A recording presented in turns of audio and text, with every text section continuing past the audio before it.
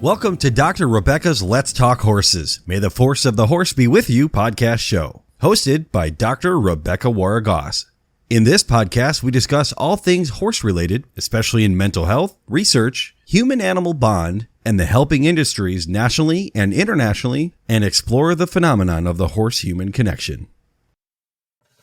Hello, everyone. This is Dr. Rebecca with Let's Talk Horses. May the force of the horse be with you. Today, my guest is Dr. Blair McKissock.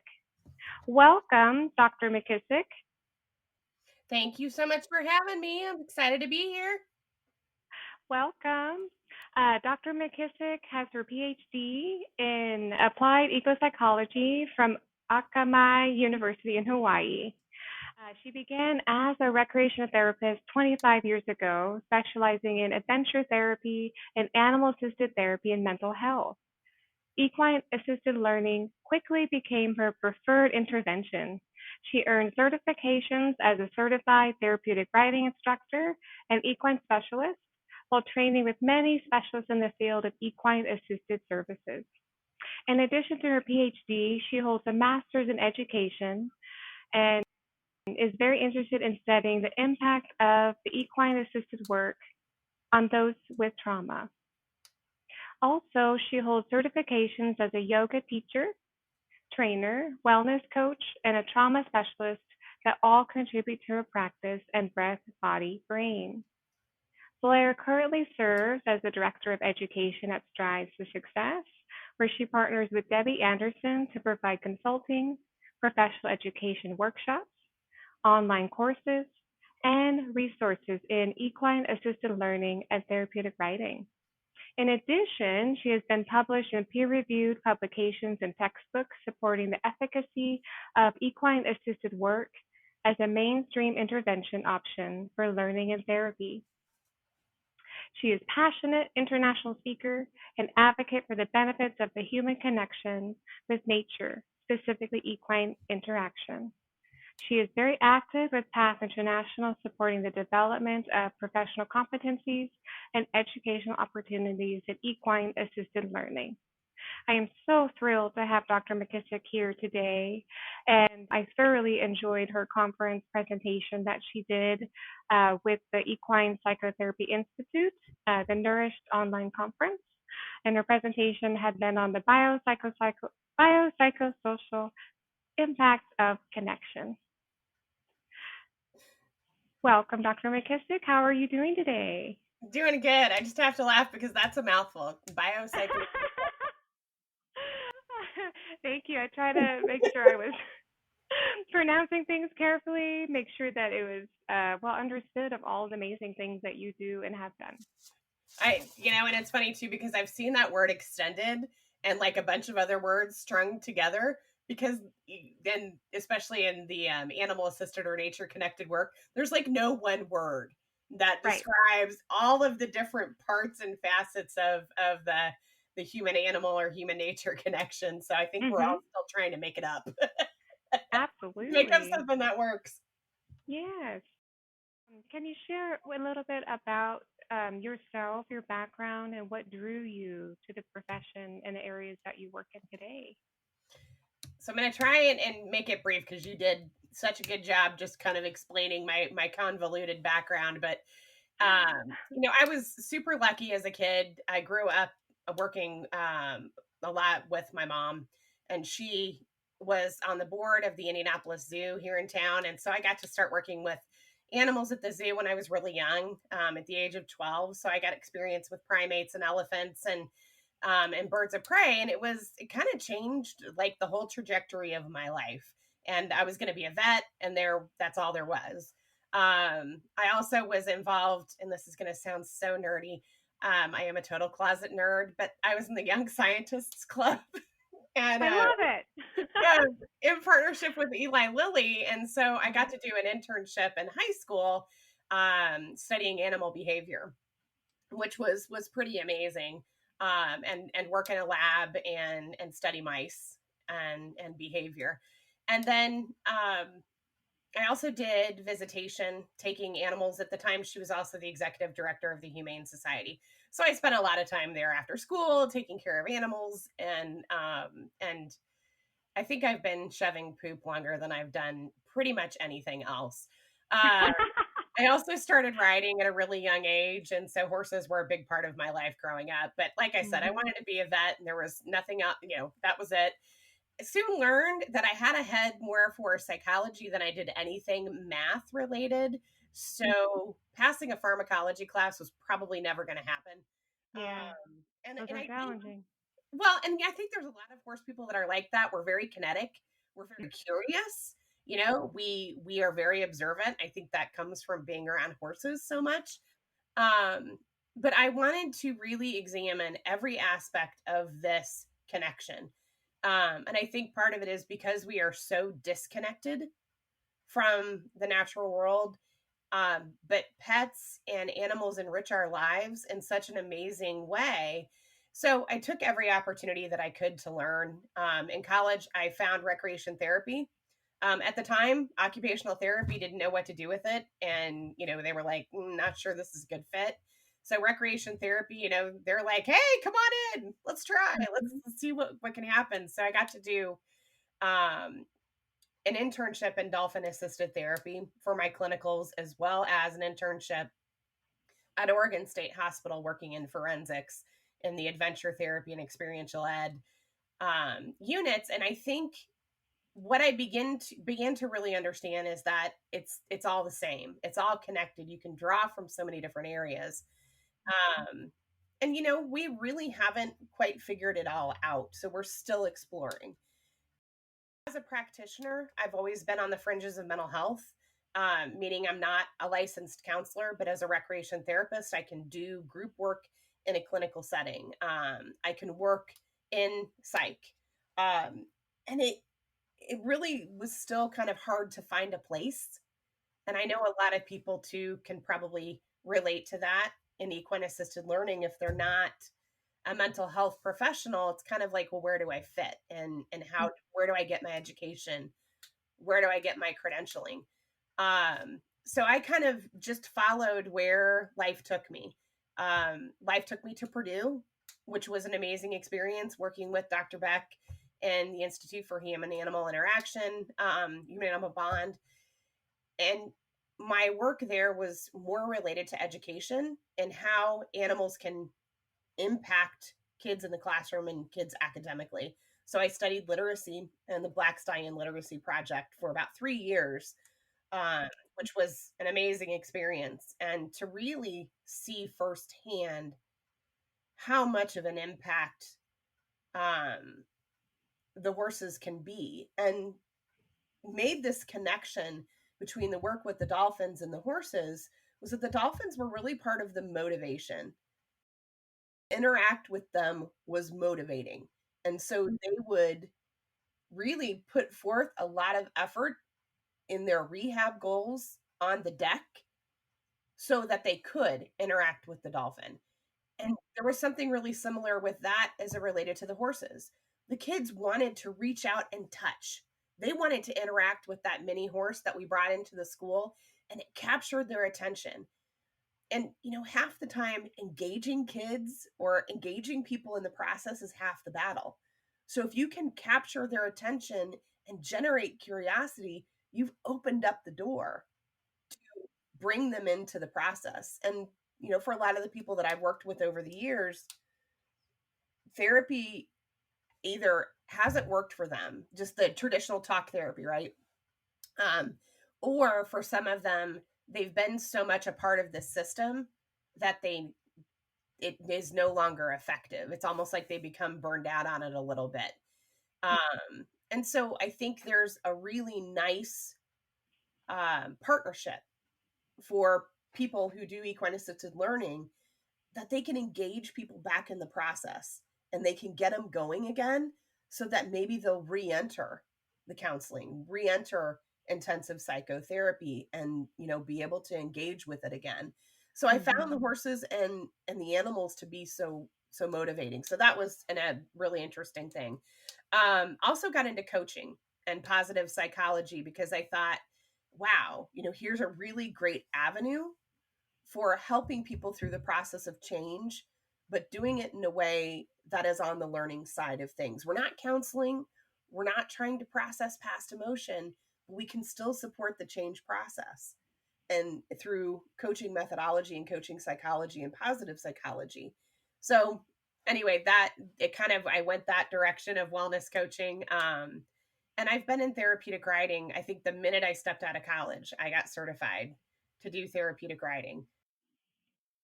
And, let's be honest, sometimes it's not always easy to make a living doing this work. So it's always been there. Sometimes I've been full-time with another part-time job doing coaching. I even worked as an implementation consultant for a health information technology company. that was an interesting diversion. But wow. I know, right? That helped make money. Bringing in the bacon. It was experiential. It was leadership training. And I'm like, again, it fits with that skill set of coaching. And it was funny because every time I couldn't get my point across, the only thing I kept thinking was, if I only had a horse right now, I could show you what it is that I'm trying to, the point that I'm trying to make, or, you could really dig into what you need to work on.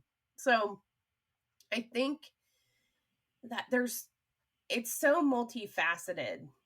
And I think that I feel like my really eclectic background was such an asset. In later on too, I was working as a co-director at a therapeutic riding facility, and we had this amazing grant. And the grant, we didn't use all the money. And so we went back to the grantors and said, hey, can we use this money to go and get trained by some different people? And so I was really, felt really, really good to be able to go. And I got to spend time with Ariana Strozzi out in California. Oh, wonderful. Did some work with one of the Equine-assisted instructors, did some work with Adventures in Awareness, did some work with EFMA, or sorry, not EFMA, EGALA. And, being able to kind of look at it again from all different directions. And this was back in early 2000s. And so we really, again, we're still in the infancy of this field. And again, that's a kind of an interesting perspective to look back when it was still, we're all still trying to figure it out. And now there's so many people who are out there doing training that, I would have loved to spend time with during that. But it was such a gift because it really changed my perspective. I loved therapeutic riding. I loved working with the kids with disabilities. And that was a PATH International? That was a PATH International certification. And I was working for a center called Agape, which is here in Indy. It was really interesting to, again, just think about how we interact with the horses and are there different ways? And I started to make the connections with the outdoor adventure stuff, the experiential ed, the coaching. And it's like, that's EAL. And Debbie Anderson, I knew her from Agape many years ago. And at the time I was working at that health information technology company, and I called her and I'm like, get me out of a cubicle. I can't do this anymore. Get me out. I need to come work with you. We need to come outside, get dirty. So anyway, that's kind of a roundabout description. And, yes, I was looking for a place to do my PhD. I wanted to keep continuing. I had a really hard time finding a program that would take me, because I wasn't quite counseling, wasn't quite education, wasn't quite, if I did recreation therapy, there weren't other people to mentor, to be able to work with. And so I ended up finding Akamai, and I loved it. It was a totally different experience. Purdue and IU, where I did my undergrad and my master's, were a lot more hardcore science and very, following the process, whereas Akamai was a lot more like, let's just be curious and let's see what happens. Absolutely. Which I thought I was like, oh, okay, this is. And that's what you needed, right? Yeah. Because you were developing a niche from all of these different areas from your experience. And there wasn't already an established program that would fit into that box, right? And so it sounds like this university allowed you to have that freedom of exploration to do the work that you were trying to discover. Yeah, and I think and write about. there's something to be said just about original science. Science that is exploratory and isn't following the rules necessarily. There's something to be said for that, especially in an industry where we don't have a lot um, of theoretical foundations and that structure yet. So anyway, I don't want to talk more about myself because the longer I talk about myself, the less people want to hear. So I would love to just kind of shift gears a little bit. Sure, absolutely. And let you kind of take the wheel and ask some questions, and let's see if we can help fill the gaps for some of your listeners in this industry with lots of directions, right? Yeah, and so I think that the first thing I would love to know if you can help describe for our listeners, especially those who are not familiar with EAL or equine assisted learning. And you did mention that quite a lot of what you have done in your experience in training and instruction has been a plethora of different things that could mean EAL. But are you able to help describe what equine assisted learning is? Mm-hmm. So one of the projects that Debbie and I worked on for many years was to establish a definition and some guidelines for EAL. And we did that through PATH International, about 12 years ago. And we spent almost a year trying to figure out how to define what equine assisted learning is and do it in a way that wasn't exclusionary. Because a lot of times the definitions want to tell you, here's the box that we're going to put everybody in. And if you don't fit inside that box, well, then you are not a part of this. And that's not what we wanted. We wanted something that would instead say, you know what, this is for everybody. But this is what it is. Again, it kind of seems nebulous. There's equine facilitated, there's equine assisted, there's, I think, equine wellness. And it got really confusing for people to figure out where to go. And we were seeing that all over the place, which is one of the reasons why we started Horsework at Strides to Success, was to help people find that pathway, because it's not easy if you're not, if you're not in mental health. So we came up with wanting to do equine assisted. We did surveys within PATH, outside of PATH, and we did surveys all over the world of all the different other organizations like Greece and Italy and France. And they were awesome to be able to send these surveys out and ask people what it is you call it. Because first of all, we wanted an inclusive definition that took into consideration research. Because when you're trying to do research and you do searches, like in the ERIC index and all those other search engines, if you don't put in the right word, the right terms, your research doesn't pull up. So if you're searching for equine assisted and somebody called theirs facilitated, then it's like twice as much work to try and find it. So we wanted to stick with the one that was being used the most. So we actually did some search engine research with Google to try and figure that out. And assisted by far was like 5-1 compared to facilitated. What people were calling it in their websites, what people were calling it in research. And I think it's also broader than the word facilitated in how you practice your work. Because a lot of people would say, well, it's facilitated by the horse, so we want to call it equine facilitated. Others would say, well, it's really facilitated by the human who's helping to facilitate the relationship. So equine assisted also was more in line with animal assisted, which again, we're part of that industry. We're part of the animal assisted industry. We're part of the nature assisted industry. So it was more in line. So the definition that we came up with, and pardon me, I'm going to look over on my screen so I can read it. But equine assisted learning is an experiential learning approach. So we also wanted to say, look, this is the big deal about it. And it's part of our theoretical foundations that this is experiential, because that is what promotes that transfer of learning. What you learn in the barn will hopefully translate into real life, right? It promotes the development of life skills applicable to educational, professional, and personal goals through equine-assisted activities. Now, we identified that there were three main areas that people were working in.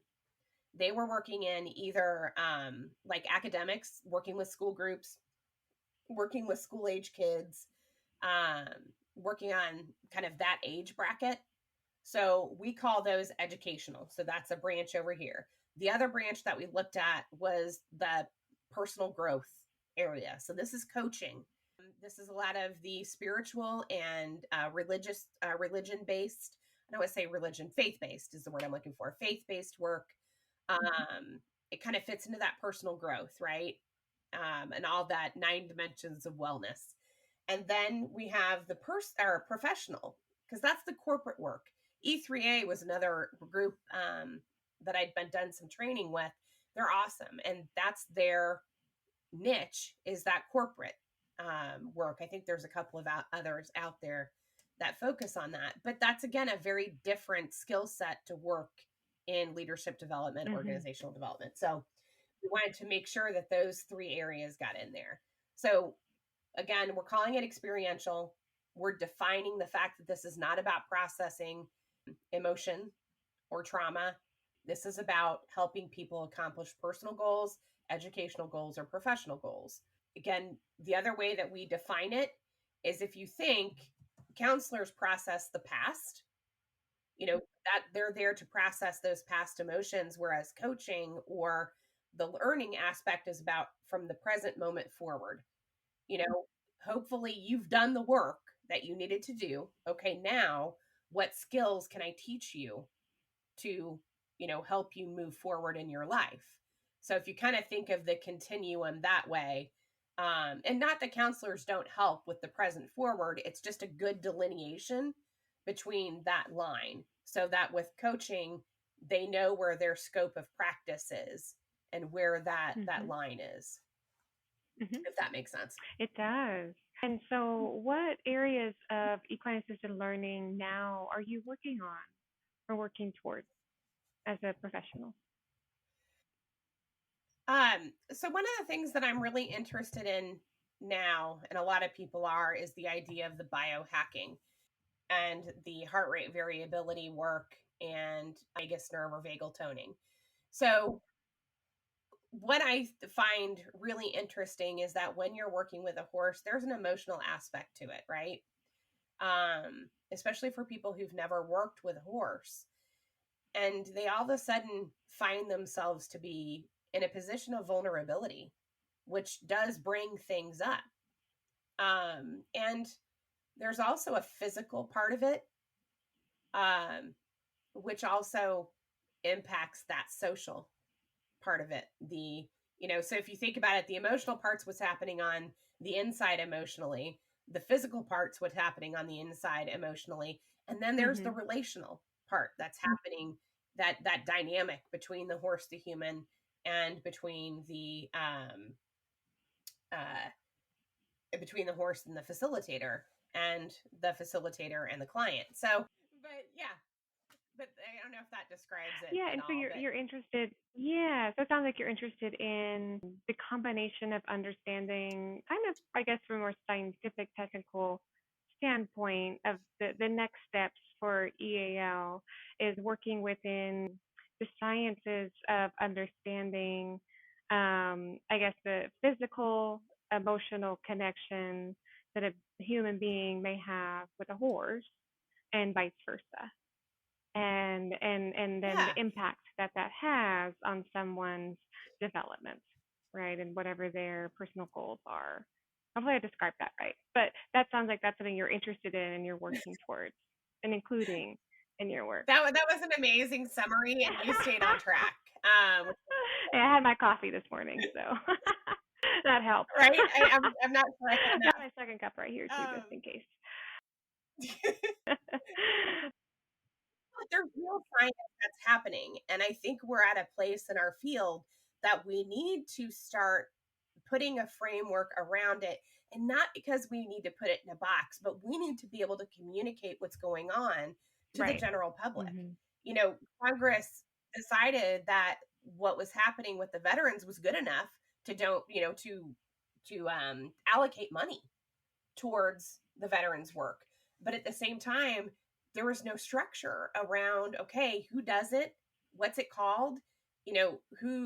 What should it look like? What should the program look like? So there's no protocols, and there's no framework. And I think we just need to have that so that when we can communicate to the consumer what they're getting into and what might happen, and communicate to the caregivers of the consumers, our referral networks. So where our clients are coming from, if we're working with hospitals or the VA or schools or whatever it might be, and then just to the general public and to our donors, if you're a nonprofit and you rely on donors. So we need to start being able to frame and articulate what's actually happening in the human body. So another aspect that I'm really interested in is the idea of social genomics, that when we interact with the horse, it actually has the potential to turn on and off our genes. Wow. We know that environment impacts our DNA. We know that under stressful situations, it can turn on what they call pro-inflammatory genes or pro-inflammatory cytokines. And we know also that there's things happening in the brain. We know now that certain circumstances and experiences promote neurogenesis. It promotes the growth and the development of new neural pathways, which are so important for brain health, and can be so important for people who are trying to overcome an adverse childhood event or overcome a traumatic event. We know that there's things happening in the body. So we know now that this nerve, the vagus nerve, right? It's a cranial nerve, but it impacts and innervates every single organ in our body.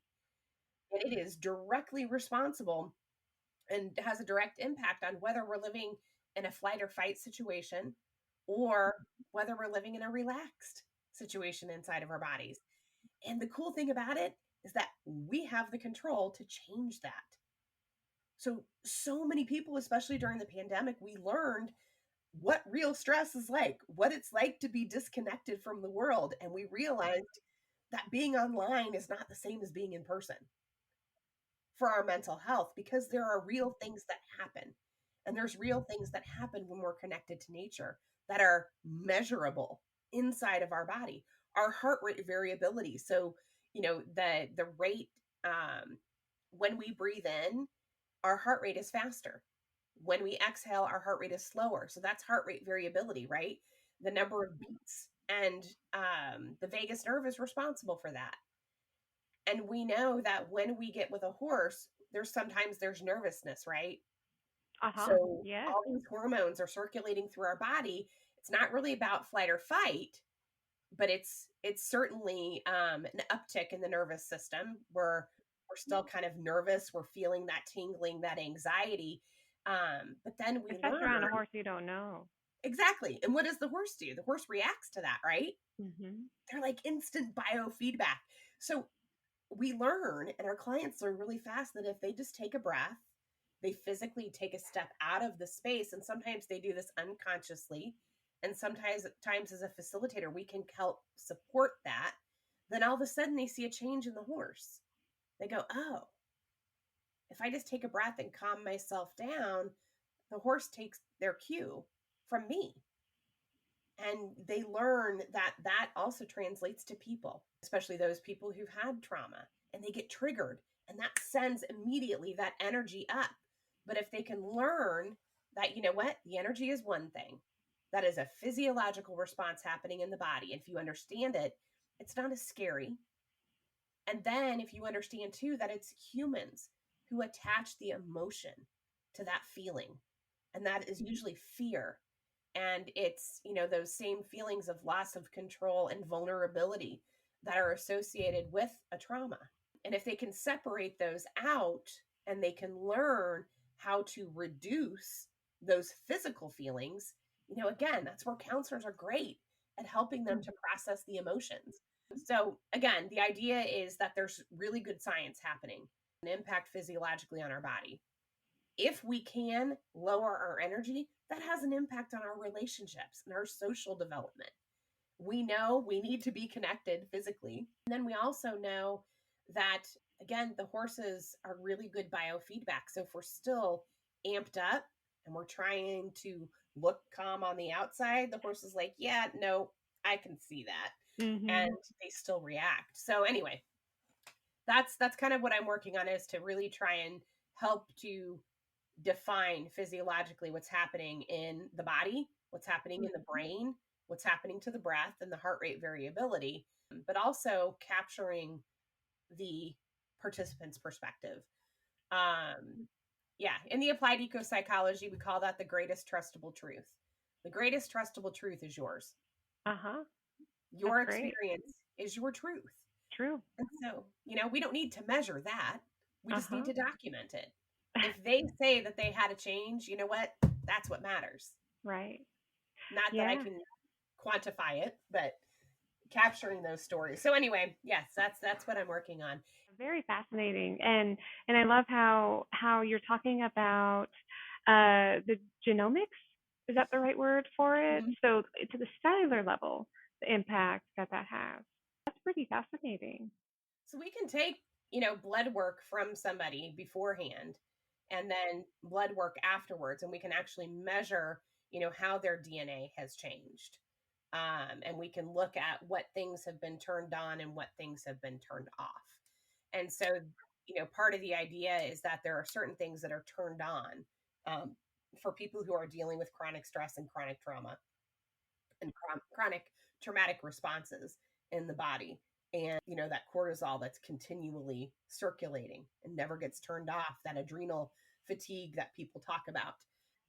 Yeah, there's something that changes in your DNA and you're more susceptible and at risk to inflammatory diseases and other diseases. And I think, again, if we learn how to change that and we know that the horses can be effective in that, that's pretty cool. Mm-hmm.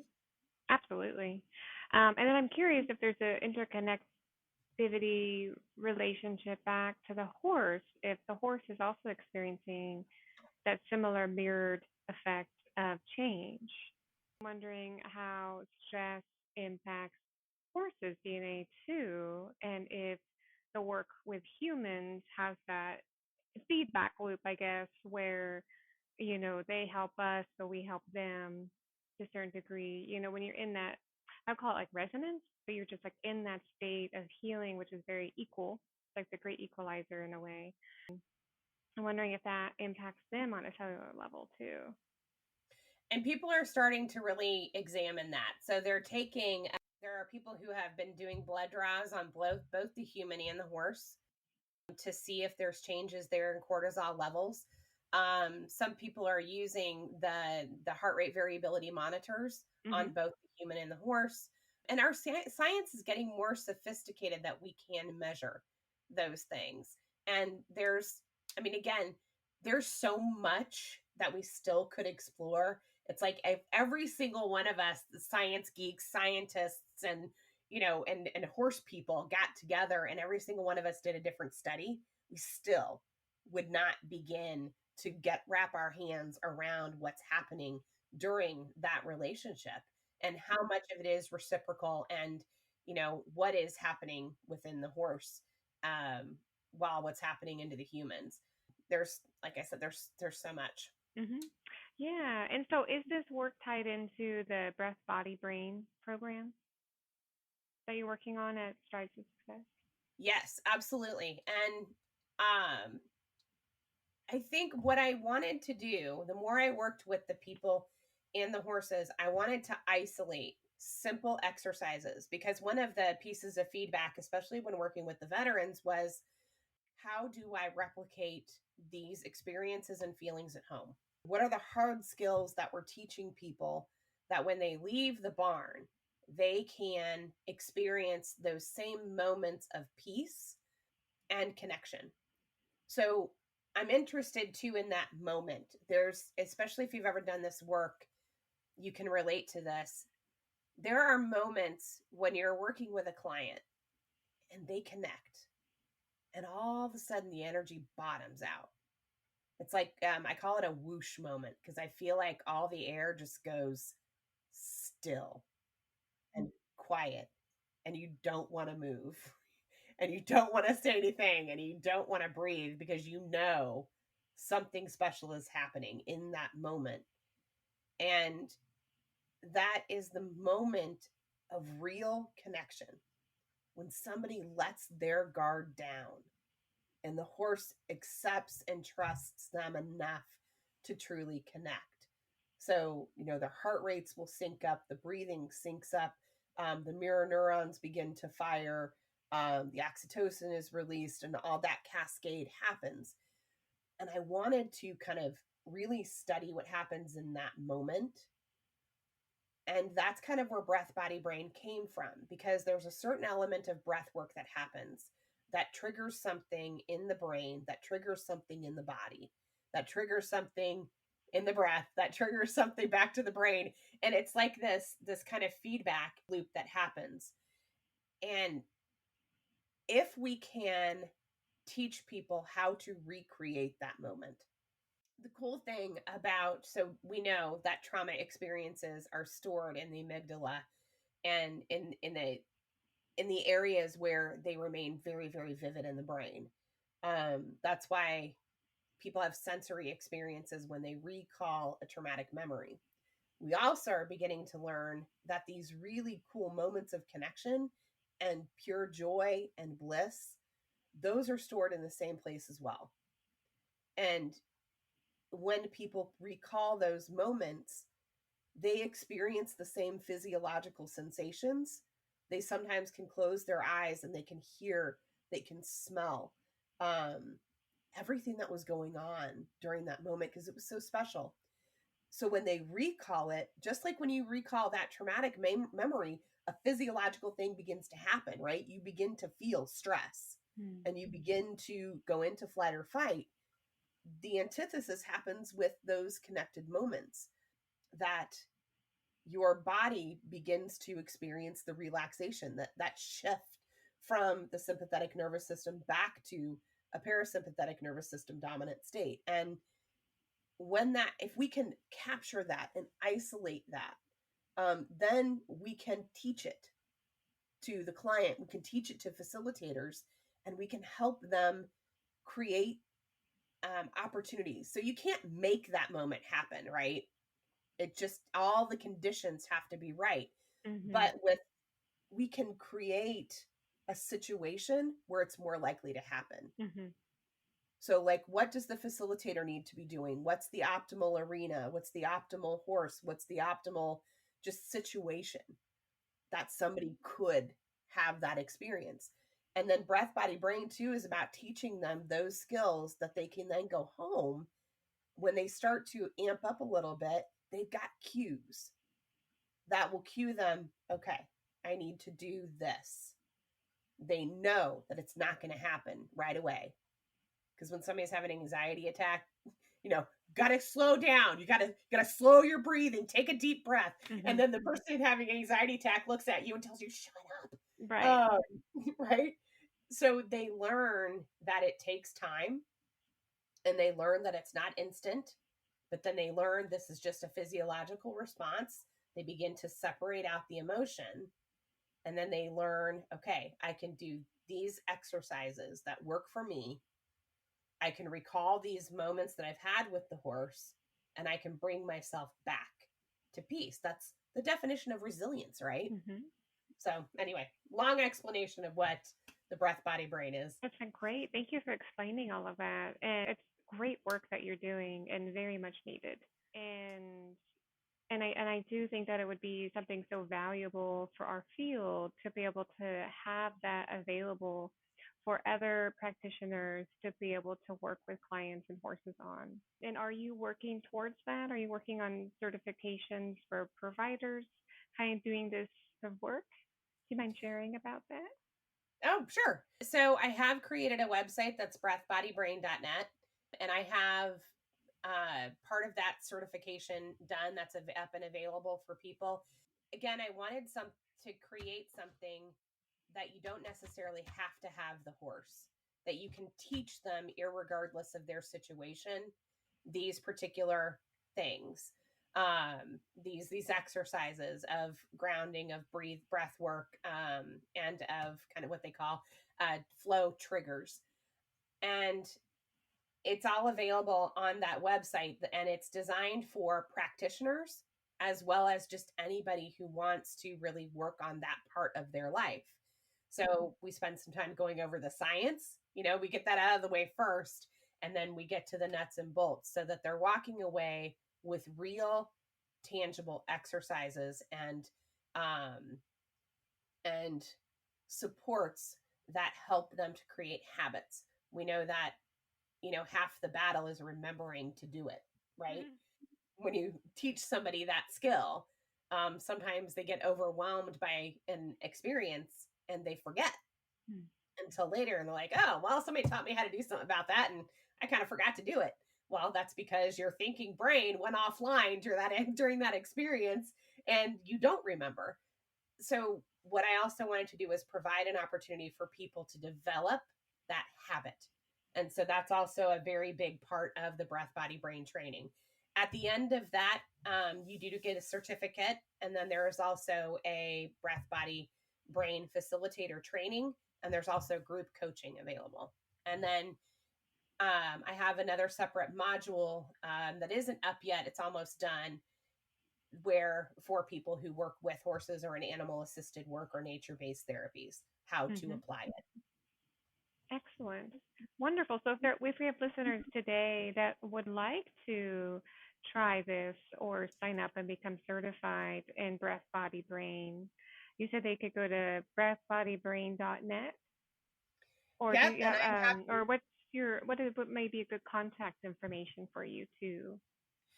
Anybody can reach me by email, and that is equinecoach@gmail.com, EQUINE coach@gmail. And I'm also happy to offer a discount code to your listeners. Awesome. And so the discount code is Dr. Rebecca, all one word.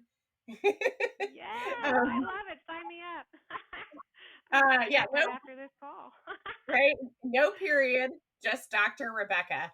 And I'm happy to give them 10% off the cost of the program. And since it's new, I'm still running what I call my founders special. And so they'll get 10% off. Awesome. Wonderful. Listeners, you hear that. You better go sign up right now and you will get a discount code using my name, Dr. Rebecca, 10% off of this amazing program that sounds like it will be beneficial for you and your own work and what you're needing in your life, but also when you've mastered that, being able to help other people. Yeah, and if you're a rider, if you're working with horses and you can learn how to really shift your body, it changes everything in the relationship between you and your horse, because you learn how to feel more than think. That's wonderful. That's kind of a fun thing. Yes. Then anything else in that area for either the work you're doing at Breath, Body, Brain, Strides for Success you would like to share that you haven't shared yet? Yeah, and we have all kinds of training programs. We've talked about before that this industry can be a little difficult trying to find a direct pathway towards credentialing and training. Debbie and I are excited that we're working on a project with PATH International for credentialing and equine-assisted learning. We also offer a horsework facilitator training program through, if you go to stridetosuccess.org, and that's stridetosuccess.org, you can find out information. We have a ton of professional development workshops and curriculum training. We've been building our library of curriculum. We're currently selling 12 different curriculum for veterans, for schools, for literacy, whatever it might be. And we're happy that we're able to share those on our store. And the horsework training. We also have yoga on horseback. My book is currently available as a download on Amazon as an ebook, and that is Equio, EQUIYO. And Equio is a book about mounted yoga and how you can practice yoga with your horse to achieve that same kind of breath, body, brain. And eventually I will get to a second book about that one. Right? The I know, combo of there's so the much two. to talk about. Right. Well, it sounds like you guys are doing amazing work and offering so many gifts and blessings to this field. Being able to provide how to's, how to do something. But then also sounds like you guys are also thorough in providing the why, why this may work from a science standpoint, which is important, right? Because I think people worry sometimes that the field could be too woo-woo-y or fluffy, which it can be, at times. But sometimes people want to know the why. You're like, why is this working? And the more that we know about science and can measure what's happening, the more we can try to explain that. And then the next is being the creative part about creating, steps and protocols that can be replicable, that are going to hopefully be as effective as possible for what we're hoping the outcome would be, which definitely sounds like well-being, right? Balance, self-growth, personal development, Yes. connection, all the good stuff. Just as a point of reference, as a resource, in the Recreation Therapy Journal, we're publishing 3 articles on a project we did in Serbia and here in the United States for children with autism. And we're actually publishing the protocol in the journal article. So it's not something that people have to buy, it's there. And we're making the curriculum that we used, which was called Galloping Towards Success. We're also making that available. And it's for use with low functioning autism. So if people are interested, they can find that through the Journal of Recreation Therapy and look for those articles on autism protocols. How cool is that? So reaching internationally. Yes. The national communities. You go, girl. I love it. Wonderful. And so I'm curious, what do you think now that you are where you're at now with all your years of experience that have led you to this point and all that's happening now in the present moment in the field of equine-assisted learning, growth, coaching, spiritual development, all of those things? What are your thoughts about some of the next steps for the growth of this industry of equine and human services and assisted learning? Where do you see that going in the next year, 5 years from now? So, I think one, you'll start to see new organizations emerge where people begin to just gather together around their specialties and begin to organize into professional organizations. So I think you'll start to see that. You'll start to see more training programs that are accredited and not, and where there becomes a little bit more of a standard for those who offer training. I think you'll start to see some more standardization and some requirements for that. I don't necessarily want to call it regulation, but that's not necessarily a bad word because there is very little regulation right now. But I also think that you'll start to see, like I said, more really good training and some standardization and some standards that are set for training. And I certainly hope so. And of course, seeing more opportunity for continuing education, more variety as people begin to explore and they pair their personal experience with opportunities. You'll see more opportunities online. We specialize at Strides and we have been for the past 15 years on online education. And there is a way to bring information to the human online, but we cannot teach people how to be facilitators online. That is we can't call it an experiential approach and then teach it without the experiential part. I think you'll start to see a lot more hybrid. So opportunity to learn more online, and then paired with some in-person experiences. But I think that we'll start to learn so much more and learn that there is a lot of depth to this work that takes time. All of us who want to do this, it's because we had a really good experience with a horse, something that changed us. And we want to share that with other people. And I think more people who experience that, you'll start to see it grow and people become more invested in the evidence and hopefully see again, more professionals who are making a really good living doing this work. That'd be great. Right? I know. You and I included. Yes. Hey, it's not Let's make easy. this a 3-figure profession, yes? Wouldn't that be amazing? We'd Especially be because able to horses cost pay so for much it. money, right? I mean, that's nice I to know, have. right? Nice to have a large number or statement on my bank account, but at the same time, it would be so great to be sustainable. Right? We tend to spend a lot more money on our horses than we do ourselves. Yes. I think that's the nature. But what about you? I'm interested in what you kind of see. What do you think that future will Yes, be absolutely. Well, what I have noticed is there's a big rise in competency. People trying to be a lot more accountable, people making sure that there's more ethics that are like? really being spoken about is what I'm noticing.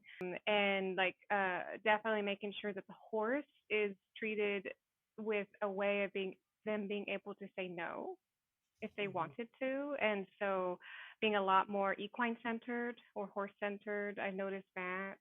And it does sound like, I mean, there were, with a lot of this growth that's happened since the 90s, arguably, people start out, they create an idea, and then they create a faction, right? And there's like all these different factions. And then, of course, there's a war, right? A civil war, essentially. I'm getting really dramatic here, so bear with me.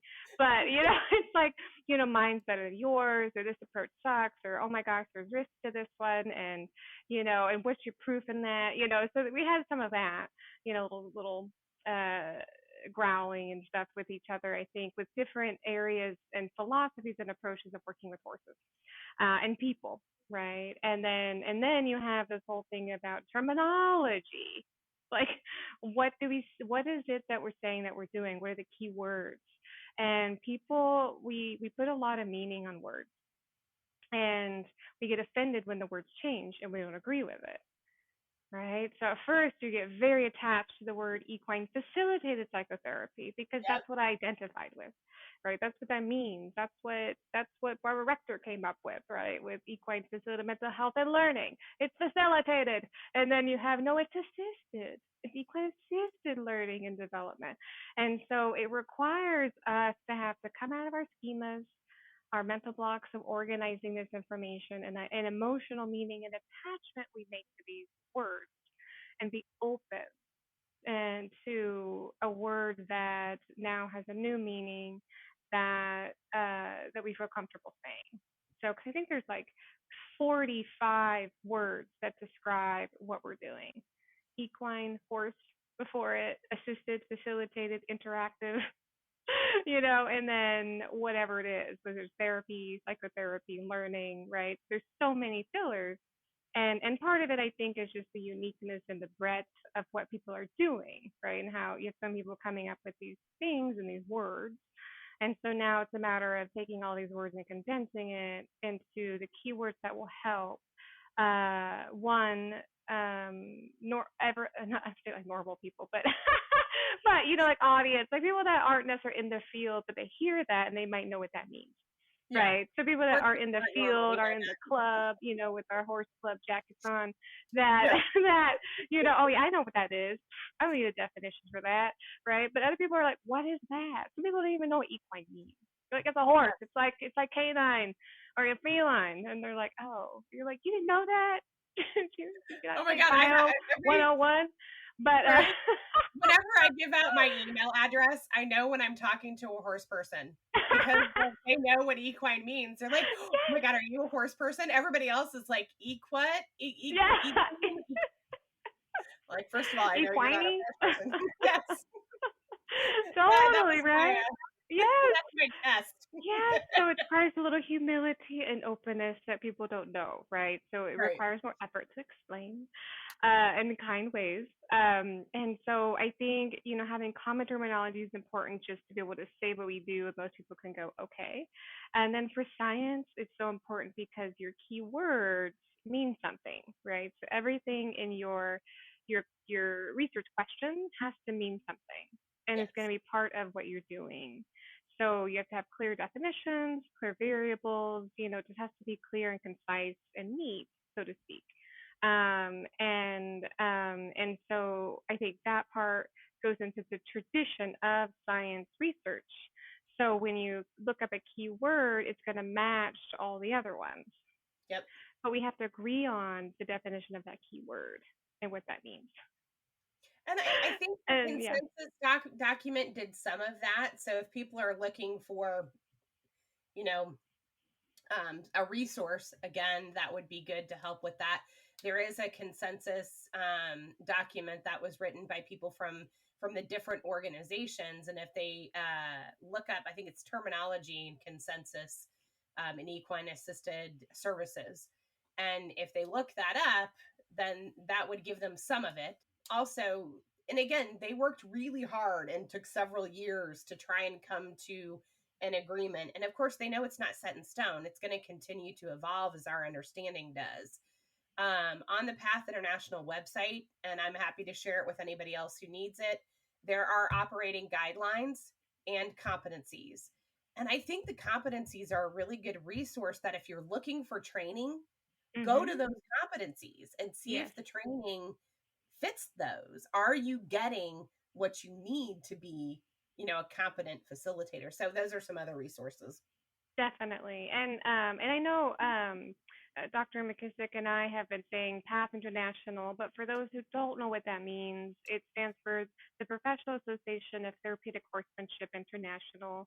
It's one of the largest certifying and competency training organizations in the United States and nationally for therapeutic riding, primarily, which is horseback riding for patients with disabilities. But they've also expanded it to include so many other things, including recognition of equine assisted mental health. Now we've changed that to equine-assisted services. And also is now finally opening up the doors to let in EAL. So, I mean, it kind of already did have EAL, but I think it did feel like for EAL people, you guys were on the fringe. We're not fully part of the club. So there's just, so that's PATH International. They used to be called NARA, and they've been around since 1969. But they are well known for their safety and standards. To become a certified therapeutic riding instructor with them was like the longest, most crazy, enduring process ever. And I almost quit like so many times, like, I don't want to do this. But it's understandable. They definitely put you through the rigors of it, and ensure that, to have that certification, that it does allow you to be qualified to do this work, and especially doing it mounted with your riding. So, because that brings a whole nother level of risk than just not riding unmounted. And but I wanted to bring up just one point as you were talking about just this, wild, wild west of our industry as everybody's trying to help come to an agreement. The one thing that we need to focus on is that we're all here for the same reason. We're all here to bring humans and horses together for a benefit to both, a mutual benefit. And I think when we focus in on that and we kind of just let the other stuff go, then we can kind of work together and come together on that. Yes, absolutely. I'm glad you said that, because that's where I feel like after we got to factions and, kind of little war camps and, I think we're now doing that. I think it's coming into this collective of, oh, let me share my resources with you and let's barter and let's get along. It's a lot more kumbaya-y. It's getting there, right? It's getting there. But I understand. Right? You create an idea and you're proud of it. There's ego to it, and you want to make money or you want to have notoriety. Right. So I get it, and there's still going to be that happening, right? But I think it's a matter of still having humility that yours is not the best and the only idea. It's part of it, and you're not reinventing the wheel. You're just helping to drive it, right, in a way that we all agree in the same direction. Yeah, because nothing that I've come up with is an original idea. It came from my noggin, came from my head, but it came from conversations with other people and, subconsciously and consciously taking in information from these amazing other scientists and professionals in this industry. And it's like, that's how the ideas are formed. It became Breath, Body, Brain, honestly, just because I had to get a website for it and I had to come up with a domain and, make it something that was easy to remember for myself when I'm teaching it. so that I don't get like all ADD and start going off on a tangent. I have something concrete to follow. But I think that you're right. A lot of it has to do with that branding and that wanting to come up with something unique. But in the end, it's all the same. It's kind of just a different, package with a little bit of a different bow. But I like the idea of what you said. We're not necessarily reinventing the wheel, but we're all driving it forward. I like that. Yes. So I know we're almost done with our call today, but I have one more question. It's the question of the century. And the question that is so fascinating, I think, to the work that you and I do is, why horses? Oh my God, you're bringing back a little bit of trauma for me. What is it about them that works or think there may not work in either equine-assisted mental health or equine-assisted learning, coaching, growth? So, again, having worked with lots of different species, when I did my master's thesis, it was funny because it wasn't Dr. Beck. It was, I think his name is Dr. Pager, and he is an ethics teacher, and that's what he taught. And he said to me, he's like, so you didn't say in your thesis about why I couldn't substitute a dog and get the same results. So I actually had to go back and rewrite my thesis and add another chapter to it. So this is part of that this is my motivation. I want to answer that question. There is something, and I'll try to give you as short of an answer as I can, because this is a whole other podcast. We could do it part 2. Right? We definitely need to do part 2, because this is probably my favorite question. And this is where we get into the really juicy stuff. There is something about the predator-prey dynamic, but not because humans are the predators and horses are the prey. It's because we are both, and they are both. There are instances where horses are not prey. They can defend themselves, and they can kill us if they want to in defense of themselves. Mm-hmm. Humans are also not all predators. We are also prey, and prey to our own species, right? Which is different. Horses, for whatever reason, they don't need us to survive, but they choose to be in relationship. They choose to be dependent. I think there's a choice there, and I don't know what it is. I don't think it's a black and white. Yes, they choose. No, they don't. But I think that there's something there that we could learn into why horses choose not to kill us. Why are they in relationship? Why do they let us ride them? Why do they let us put these metal things in their mouth and race them around a track? And, what is it about from their perspective, why they let us do this? So I think there is something in that relationship, because it's different than the dolphins. With the dolphins, they were much more independent. They were much more like, whatever. I want to interact because I want to interact. Horses are much more, and there's something different about that relationship, and I can't tell you what it is. With horses, again, or with dogs, there is something different. The dogs are much more of a companion. There's a different relationship than with the horses. I had a really unique experience when I was on Ariana Strozzi's ranch. The horse that I chose to work with was the alpha mare. Super shocking. Didn't know that when I chose her, but I chose her because she was really, really pretty. And I walked into the round pen with her. And yeah, there were some really cool things that happened. There was an eagle and a hawk that were circling each other and calling out to each other. Wow. In the canyon just above us. And I was wearing a hat, and it was my own horse hat. And this mare walked over, and she took my hat off my head and she stomped on it. She stomped on it. She walked and she kind of pawed at it. Gosh. And she walked over. I know, right? And then she walked over to Ariana and promptly started almost knocking Ariana off of the ledge, because they were sitting on the side of the round pen, and just knocked her almost over. Oh and my. I thought, and in that moment, I was like, okay, I've never had that kind of experience with any other animal, with cows or chickens or birds of prey even. I worked with Andean condors and other birds of prey, not with the dolphins, not with anything. And that was pretty cool.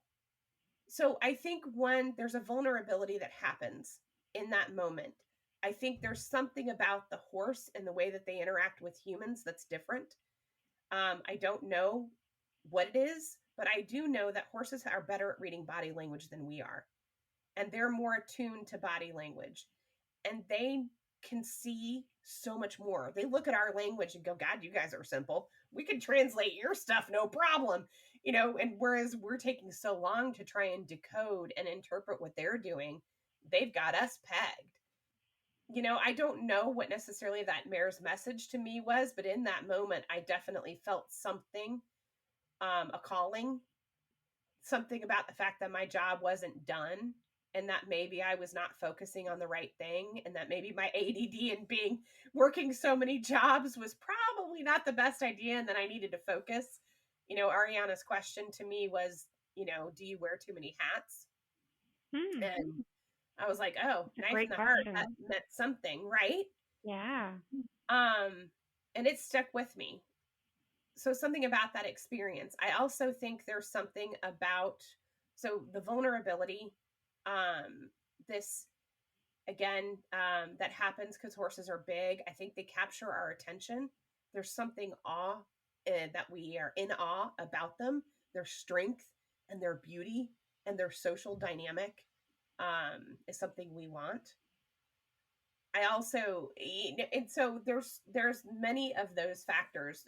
There's a quote, and I wish I had it in front of me, from Adele von McCormick's book, Horse Sense for the Human Heart, where they talk about the fact that horses quickly anchor us and they force us to face our existential truths of life and death. And I think there's something very true about that vulnerability, and it opens the door. And then the fact that they can, they know what we're thinking, and even if we can't admit it, and they're responding to that. And so, like I said, they're the instant biofeedback. And when we are centered, when we are present, and when we are relaxed, they come and they want to interact with us. And the minute we get in our heads again, they're like, yep, I'm out here. I'm going to go over here and graze. When you're ready, when you come back, let me know. Right. And so there's something about that too, but we don't have that question answered yet. But I think we're going to get there. And I know that there's something about those pieces that's different. I would love to do a large scale study of the same protocol with lots of different species just to see what the difference would be. Absolutely. Absolutely. And yes, I think that would be a fair study too, because I mean, I know I get biased with the horses, but because the horses are excellent, but of course there is something about the human animal bond with a variety of species and what that looks like, whether it's domesticated or companion animals or wild animals. So there is an interesting dynamic that happens and how it influences us and how we influence them. But I think you did a great job answering that question on the fly. So thank you so much for describing that. And I really enjoyed what you shared. And I think it makes sense from all the various, multifaceted areas that horses may, why it may work in this field. Before we end today, any closing thoughts or comments before we end our call today?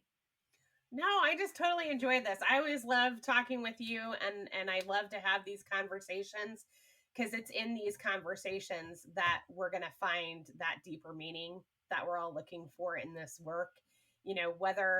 I think you and I agree on a lot of stuff, but I love having conversations with people where we don't agree also, and just digging in. So thank you for giving me the opportunity to just expound, right? You're welcome. Well, I am an admirer and a big fan of you and your work. And I would like to also thank our listeners for being present with us today. If you would like to learn more about equine-assisted mental health treatments and research or equine-assisted learning, or about my nonprofit, Eudaimonia Equine Connections, Inc., and the programs we're offering, please visit our website at www.equineconnections.org. Once again, that was www.equineconnections.org. Thank you all for being here today. May the force of the horse be with you, and I hope you all have a blessed day. If you enjoyed this episode, please click to follow, subscribe, and leave a review. And for all the show's notes and links, visit our website at equineconnections.org. For additional information, or if you would like to support this podcast show or Eudaimonia Equine Connections nonprofit programs with donations or sponsorship, or would like to be a featured guest on Dr. Rebecca's Let's Talk Horses, May the Force of the Horse Be With You podcast show, then please visit our website or email at info@equineconnections.org. Thank you so much for joining us today, and we hope to have you here with us next time.